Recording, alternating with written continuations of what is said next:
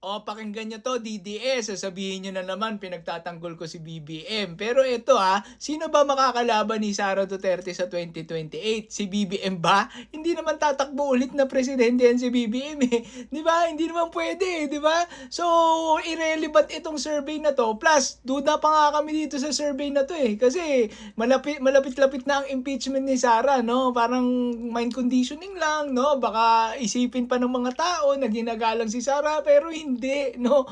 Wala pong gumagalang kay Sara Duterte, no? Kahit yung mga supporters mismo ni Sara Duterte nababawasan na. Alam nyo kung bakit? Di ba itinanggi ni Sara Duterte na kakilala niya si Ramil Madriaga at lahat po ng ISIP member alam naman na magkakilala sila. So yung mga libo-libong member ng Inday Sara is my president, no?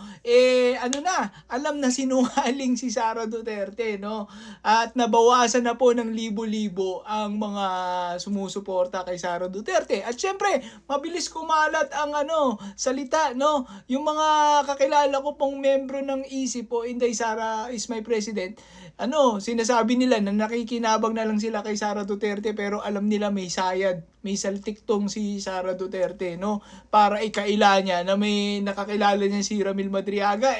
Alam naman nila magkakilala sila, di ba? Ang daming taong nakakaalam na magkakilala sila. Etong si Sara Duterte, binubudol yung mga tao. Kaya mismong mga supporter ni Sara Duterte alam na hindi siya mananalo sa 2028. Ito, panoorin nyo to. Dahil sa totoo lang po, yung sinasabi ng marami na si Inday Sara ang susunod na presidente na sa 2028, sa akin po, malabong mangyari yan. Huwag po tayong magkamali na isipin na palibasa popular at palibasa sa survey si Inday Sara ang namumuno sa eleksyon. Kung gagawin ngayon yan, dahil sa totoo lang po, malabong mangyari. Etong mas matalino pa nga ang grade 5 student dito, tapos yung isip bata na kumakain ng boneless na dinaing na tinatanggalan niya daw ng buto. Wala pong gumagalang na dyan, no? So, babay na sa presidential ambition mo, Sara Duterte. Imposible kang manalo. Yung mga survey with BBM, hindi naman siya kalaban mo, di ba?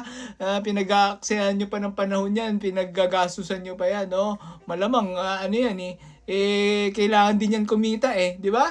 Alright, once again, this is Balita at Kaalaman. Let's do this again. Let's go.